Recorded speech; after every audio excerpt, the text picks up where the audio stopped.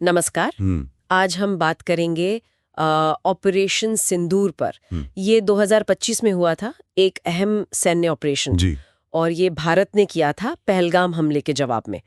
तो आज हम जो भी रिपोर्ट्स हैं, खबरें हैं, उनके आधार पर इसको थोड़ा गहराई से समझेंगे बिल्कुल। कि हुआ क्या था, कैसे हुआ और इसका मतलब क्या था। चलिए शुरू करते हैं। हाँ, तो इसकी शुरुआत जो वजह थी वो थी 22 अप्रैल 2025 का पहलगाम हमला। बहुत दुखद था वो। हाँ, उसमें 26 आम नागरिकों की जान चली गई थी। 26। हाँ, और फिर उसके करीब 2 हफ्ते बाद ही 7 मई 2025 को भारत ने ऑपरेशन सिंदूर लॉन्च किया। अच्छा, 7 मई को। तो ये ऑपरेशन था क्या असल में? मतलब किस तरह की कार्रवाई हुई? मूल रूप से पाकिस्तान और जो पाक अधिकृत कश्मीर है, वहां पर जो आतंकी ठिकाने थे उन पर हमला था। आतंकी ठिकानों पर? हाँ, 9 कैंप्स बताए जाते हैं। जैश ए मोहम्मद, लश्कर तैयबा, हिजबुल मुजाहिदीन, ये जो बड़े नाम हैं। और भारत का कहना था कि ये बहुत ही सटीक प्रिसाइज हमले थे, सिर्फ आतंकी ढांचे पर। कोई नागरिक इलाका या पाकिस्तानी फौज का ठिकाना निशाना नहीं था। ये जरूरी बात है। तो फिर इन सटीक हमलों के लिए टेक्नोलॉजी कौन सी इस्तेमाल हुई? आजकल तो ये बहुत मायने रखता है। हाँ, बिल्कुल।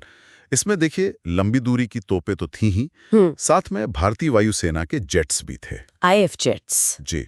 और मिसाइलों की बात करें तो ब्रह्मोस थी, स्कार्प मिसाइलें, ये काफी सटीक मानी जाती हैं। हाँ हाँ। और एक और चीज थी, लॉइटरिंग म्यूनिशन, मतलब वो ड्रोन जो टारगेट के ऊपर मंडराते रहते हैं और फिर हमला करते हैं। अच्छा, वो घातक ड्रोन जिन्हें कहते हैं। मैंने कहीं पढ़ा था कि इसमें स्वदेशी तकनीक का भी काफी इस्तेमाल हुआ, जैसे ब्रह्मोस का आपने जिक्र किया। हाँ, सही पकड़ा आपने। ये एक खास बात थी। स्वदेशी सिस्टम्स जैसे ब्रह्मोस और नागास्त्र 1 ड्रोन, इनका सफल इस्तेमाल हुआ। नागास्त्र 1। जी। और DRDO ने भी इसकी काफी तारीफ की थी। इससे कहीं ना कहीं भारत की जो काउंटर टेररिज्म कैपेबिलिटी है वो दुनिया के सामने आई, अमेरिका, इजराइल जैसे देशों के स्तर पर। तो नतीजे क्या रहे? भारत का क्या कहना था? कितने आतंकी मारे गए इसमें? देखिए, भारत का दावा था कि 100 से ज्यादा आतंकवादी मारे गए। 100 से ज्यादा? हाँ, और इसमें एक बड़ा नाम भी शामिल था, अब्दुल रऊफ अजहर। अब्दुल रऊफ अजहर। ये तो वो IC-814 हाईजैकिंग वाला, वही IC-814 अपहरण और डैनियल पर्ल हत्याकांड दोनों से जुड़ा था। काफी सीनियर कमांडर था। तो ये एक बड़ी कामयाबी मानी गई। तो ये पूरा ऑपरेशन कितने दिन चला और फिर रुका कैसे? युद्ध विराम कैसे हुआ? ये करीब 4 दिन चला था। 4 दिन? हाँ, और 10 मई 2025 को सीज फायर हुआ। खबरों के मुताबिक दोनों देशों के जो DGMO हैं, उनके बीच हॉटलाइन पर बात हुई। अच्छा, हॉटलाइन पर? जी, और शायद अमेरिकी डिप्लोमेसी ने भी इसमें कुछ भूमिका निभाई। ठीक है, तो ये तो हुई जमीनी और हवाई कार्रवाई, लेकिन इसी दौरान वो साइबर वाला एंगल भी था कुछ, है ना? अरे हाँ, वो भी एक अहम पहलू है। उसी टाइम गुजरात ATS ने कुछ लड़कों को पकड़ा था। अच्छा। हाँ, किशोर थे वो। एनोन सेक करके कोई ग्रुप था उनका। उन पर इल्जाम था कि उन्होंने ऑपरेशन सिंदूर के नाम पर 50 से ज्यादा सरकारी वेबसाइट्स हैक कर ली थी। ओहो, मतलब साइबर अटैक भी साथ साथ चल रहा था। बिल्कुल। ये दिखाता है कि लड़ाई अब सिर्फ जमीन पर नहीं है। सही बात है। अच्छा, एक और बात थी, ये नाम सिंदूर, ये नाम थोड़ा अलग है। इसके पीछे क्या वजह बताई गई? जी, ये नाम सिंदूर से लिया गया है, जो हिंदू विवाहित महिलाएं लगाती हैं। हाँ। रिपोर्ट्स में कहा गया कि ये पहलगाम हमले की तरफ इशारा करता है, जहां ये बात आई थी कि विवाहित पुरुषों को खास तौर पर निशाना बनाया गया था, जिससे उनकी पत्नियां विधवा हो गई। तो ये नाम उस त्रासदी से जोड़ा गया। काफी प्रतीकात्मक है। जाहिर है, इतने बड़े ऑपरेशन पर अलग अलग राय भी आई होंगी।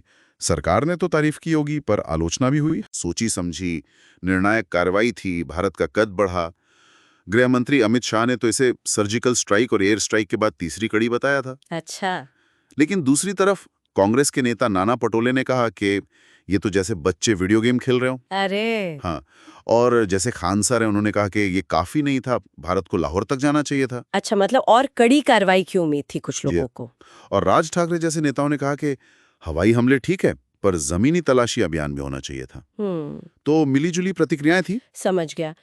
तो अगर हम इसे एक बड़े नजरिए से देखें, स्ट्रेटेजिक और डिप्लोमेटिक लेवल पर, तो ऑपरेशन सिंदूर का क्या महत्व रहा? जी। क्या इसने भारत की पॉलिसी में कुछ बदला? हाँ, ये वाकई एक अहम मोड़ था। इसने ये दिखाया कि भारत अब सीमा पार हमले कर सकता है, वो भी बिना बड़े पैमाने पर जमीनी घुसपैठ के। मतलब सटीक हमले। बिल्कुल, तकनीक का इस्तेमाल और ये कहना कि नागरिक ठिकानों को नहीं छेड़ेंगे, इसने एक अलग संदेश दिया। ये भारत की काउंटर टेररिज्म पॉलिसी के लिए एक तरह से नया चैप्टर था। दुनिया भर में भारत की रक्षा क्षमता की बात हुई, आत्मरक्षा के अधिकार का तर्क भी माना गया। हाँ। साथ में तनाव कम करने की अपीलें भी हुई, लेकिन इसने भारत की बदली हुई सोच और ताकत दोनों को दिखाया। तो संक्षेप में कहें तो ऑपरेशन सिंदूर पहलगाम हमले का एक बहुत तेज टेक्नोलॉजी पर आधारित जवाब था। भारत की क्षमता देखी, पर राय बटी हुई थी और साइबर वाला पहलू भी सामने आया। एकदम सही कहा। यह ऑपरेशन भारत की डिफेंस स्ट्रैटेजी में प्रिसिजन स्ट्राइक्स यानी सटीक हमलों पर बढ़ते फोकस को दिखाता है। हाँ। अब यहाँ एक बड़ा सवाल सोचने के लिए रह जाता है, क्या इस तरह की लिमिटेड सटीक कार्रवाइयां भविष्य में सीमा पार आतंकवाद को हमेशा के लिए रोक पाएंगी? ये अहम सवाल है। या फिर इनके कुछ ऐसे नतीजे भी हो सकते हैं जिनके बारे में हमने अभी सोचा नहीं है? ये भविष्य की रणनीतियों के लिए बहुत जरूरी सवाल है।